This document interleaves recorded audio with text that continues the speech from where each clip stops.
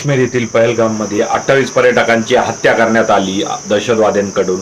नाव विचारलं, धर्म विचारला आणि त्यानंतर हत्या करण्यात आली। परंतु यामध्ये एक काश्मीरी मुसलमानाची पण हत्या करण्यात आली, जिचं नाव होतं सय्यद आदिल हुसेन शाह। हा सय्यद आदिल हुसेन शाह कोण होता, तर हा एक बैसरवाली मध्ये जिथं ही घटना झाली तिथं एक घोडेस्वारीचा उद्योगधंदा करणारा एक तरुण होता, ज्याचं उपजीविकाचं साधनच येथील पर्यटनावर अवलंबून होतं। ज्यावेळेस हे आतंकवादी पर्यटकांना मारत होते त्यावेळेस हा पुढे आला आणि म्हटला की पर्यटकांना मारू नका, दहशतवादी आपल्या ऐकत नाही।